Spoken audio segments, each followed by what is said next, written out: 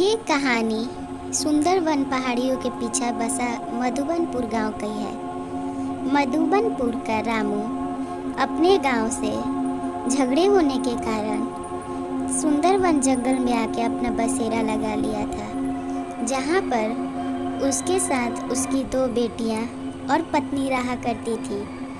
वो हर रोज़ शहर जाया करता था और कुछ काम करके घर चलाने के लिए थोड़े से धन इकट्ठे करता था। एक दिन बहुत तेज़ बारिश के कारण वो घर नहीं लौटा था। उसकी पत्नी और बेटियां इंतज़ार कर रही थीं। तभी उन्हें अपने घर के बाहर कुछ हलचल सुनाई देती है। उनके घर के आसपास कुछ गिन चुन के 2-4 घर ही थे, जो कि उनके तरह गरीब लोग ही थे। वो लोग भी अपने गांव से निकाल दिए गए थे, इसलिए वो लोग अपना बसेरा सुंदरवन जंगल में ही आके लगाए थे। लेकिन उन्हें अंदाज़ा नहीं था कि जहाँ वो अपना बसेरा लगा रहे हैं वो जगह एक पिशाचिनी का था। वहाँ पे बहुत सारे भूतों का साया था। उनकी बेटियाँ खिड़की की तरफ जब देखती तो उन्हें एक ऐसी घटना दिखाई देती जिससे कि दोनों चकित रह जाती और उसकी माँ पीछे बैठी उनसे पूछते रहती।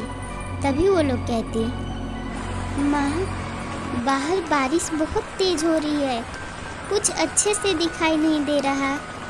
बस मुझे ऐसा लग रहा कि बाहर कुछ चीज़ की हलचल हुई है।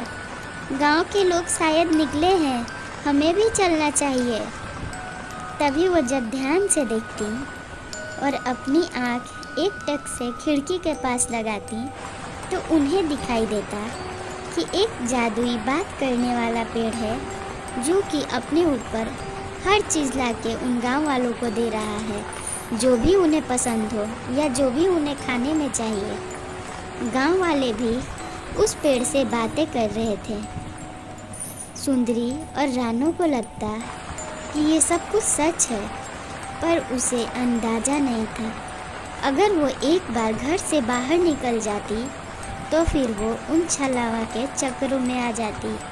वो सब सिर्फ एक छलावा था, जो कि उन्हें बेवकूफ़ बनाने के लिए था। और वो लोग उस गांव में नई थी, इसलिए उन्हें इन सब बारों में पता नहीं था। लेकिन उनकी माँ उन्हें मना करती घर से बाहर निकलने के लिए। वो कहती, मैं तो कहती हूँ बेटा, तुम लोग जल्दी से खिड़की बंद करो और अंदर आ जाओ। लालच बुरी बला है, हमें ये सब नहीं देखना चाहिए। और वैसे भी पापा अब तक लौटे नहीं हैं, हम लोग यूँ अनजान जगह पे क्यों रहें। वो लोग जैसे ही घर के अंदर जाती वो सब कुछ गायब हो जाता, जो कि वो लोग अपनी आँखों से पिछले कुछ देर से देख रही थी। वहाँ पे वही विशाल भूतिया पेड़ आता, जिसमें कितनी सारी भूतों और आत्माओं का वास था। वो पेड़ आके हंसते हुए कहता, कितने दिन बचोगे तुम लोग? ये जंगल मेरा है, यहाँ बसेरा लगाने का हक सिर्फ मेरा है। उस पेड़ में से अनेकों आवाज़ निकलती, जो कि बारिश में सुंदरी और रानू सुन नहीं पाती। वो लोग अपने घर में अंदर पिता का इंतज़ार करते करते सो जाती। अगले दिन जब गांव वाले आपस में बात कर रहे थे तो रमा अपने बारे में बताती कल रात उसके साथ क्या घटना घटी। ये बात सुन कुछ गांव वाले उसे समझाते हुए कहते हैं कि यहाँ हर रात में जब भी बारिश की कहर आती है तो लोगों को आए दिन ऐसी अलग अलग अजीबोगरीब हरकतें दिखाई देती हैं। अगर इसमें आपको बचना है तो आपको अपने घर से बाहर नहीं निकलना चाहिए। लेकिन आज आप बच गई तो बहुत बड़ी भाग्य की बात है। अब हमें इस बात को हल्के में नहीं लेना चाहिए। हमें इस बात के लिए आश्रम पे चलना चाहिए, जहाँ पंडित जी हैं। अब वही हमारी मदद कर सकते हैं, वो तो सब कुछ समझ जाएंगे।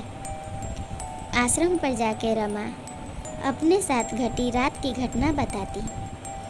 पंडित जी भी समझ जाते हैं और कहते हैं, मुझे पूरी बात बताओ, तब मैं तुम्हें शायद कुछ कर पाऊँ या कुछ बता पाऊँ।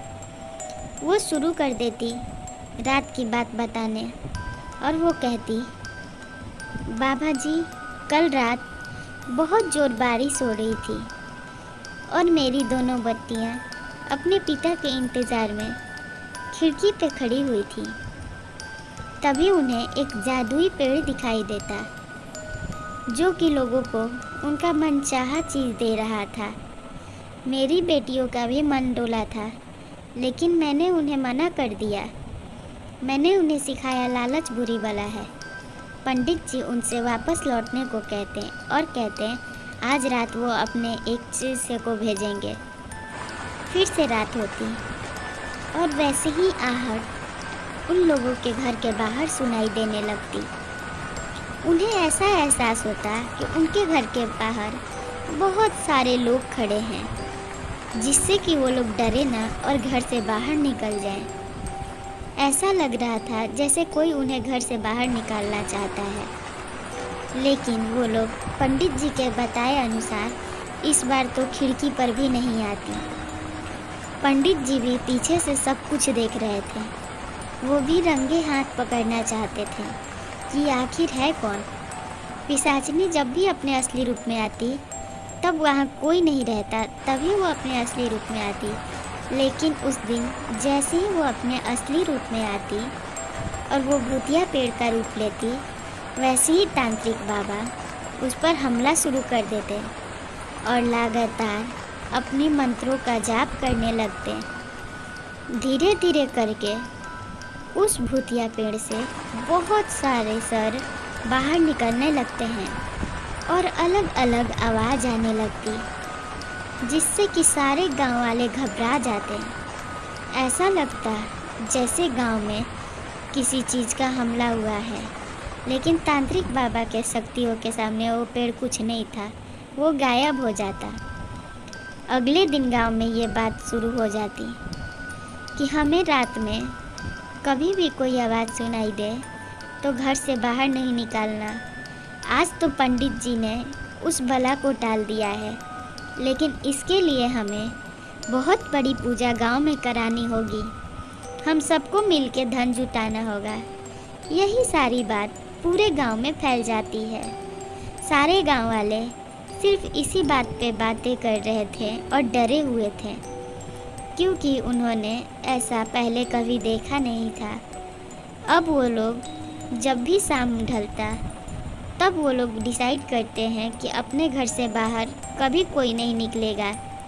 ना हम लोग निकलेंगे, ना ही हमारे बच्चे निकलेंगे, और ना ही हमारे घर के काम करने वाले मर्द घर से बाहर ज़्यादा देर तक रहेंगे।